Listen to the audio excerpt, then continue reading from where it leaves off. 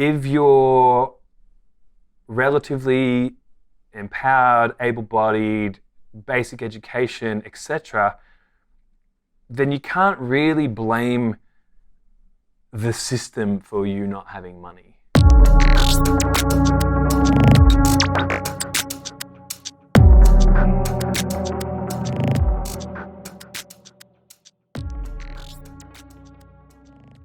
Why you don't have money. Since it's 2021 and people get offended super easily, I'm going to open with the caveat of assuming anyone that I'm giving this spiel to is living in a country where they have basic survival needs and freedom in place. So this is not a lecture for someone living in a situation where they are systemically disadvantaged by like a war-torn situation or a completely broken down society. So not America, for example. But just my little joke. And also assuming basic health and basic like mental health. But if you've got those pieces, right? If you're in a society where you have freedom of movement and freedom of opportunity and you know, your life isn't in danger and all that sort of stuff, and you're not dealing with crippling mental health issues or any, just take out all those obvious things, right? If you're relatively empowered, able-bodied, basic education, etc., then you can't really blame the system for you not having money, because there's hundreds, if not thousands, of people in the same situation as you, and definitely from worse situations than whatever you're in, who have managed to alter their financial reality, right? So that's the evidence background that I'm setting up for this. Given all of that, the main reasons people don't have money that want to, that are working on it and not succeeding, again, you know, if you're living in a hut in the woods and that's where you want to be, that's cool. This is not at you, but then you wouldn't be watching this because you wouldn't be attracted to this title. So, 47 caveats out of the way. Usually, it comes down to people not valuing it. It's like health in that sense. It's like relationships in that sense. As soon as we put something to the top of our value stack, and if we commit to it over the long term. So it's not like, yeah, I want to have money. I've dedicated 3 to 6 months to changing that reality. It's like, that's not it.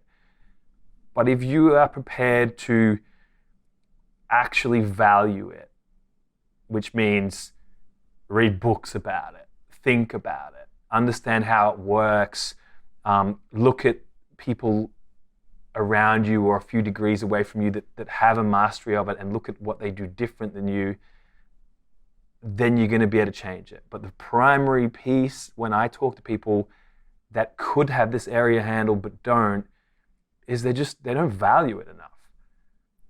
And that will come out in their language, be like, well, it's not really about the money, but, and then a long list of complaints of all the stuff they can't achieve or they can't create or the places they can't go or whatever. So the first piece is valuing it. Easy, right? Change your values, no big deal. And then the second part is unpacking and deconditioning limiting beliefs and emotional blockages around it. So it's going to require a level of deep dive and a level of retraining. And for me, I reckon that took maybe 10 years. And it's still not like a done deal, but the reality that I'm in now compared to where I was in my mid-20s, when I was kind of like sort of anti-money, and I would think that people who were rich were all losers or wankers or evil or whatever stuff I would say. It was probably like a 10 to 15 year journey of deeply repatterning my own projections and my own stories about what was possible, about what was important to me. At some point I was like, I'd like to own a really nice house. In fact, I'd like to be able to travel the world and maybe could I have a couple of houses?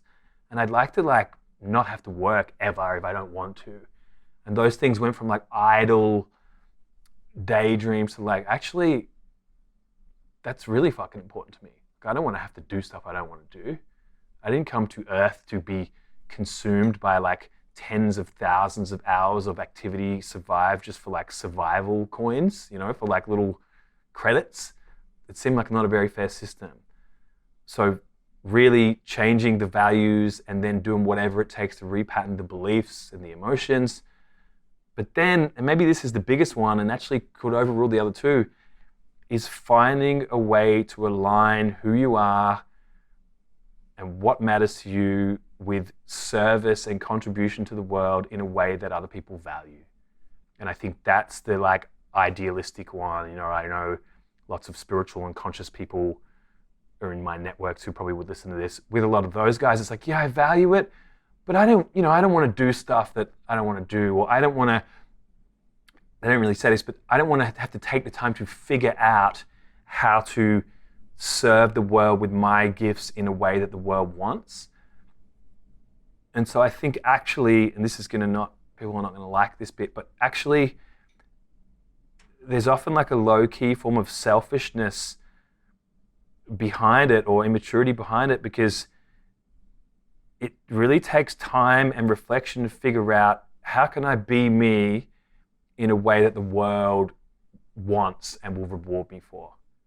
And this is very separate than like selling out. I don't mean like sell out and compromise who you are. I mean like, how can you be who the fuck you are and transmit who you are to the world in a way that the world is like, yes, I want that, thank you. If you can be bothered to do that, then you write your own check, like forever. It's kind of that simple. If you can become interested enough in what other people want and need and give it to them, then you can have infinite, because there's a lot of human beings with a lot of needs. And so it just kind of requires this inversion of, how do I serve the world in a way that the world is prepared to pay me for? And if you're prepared to do those things, you will have money. Like it's kind of that simple. But that doesn't mean it's not difficult or it's not a long-term project. And that's the final wraparound, is like, might be a 5-year, 10-year, 15-year thing. But if you are listening to this and you want to change that, you can do it. The end.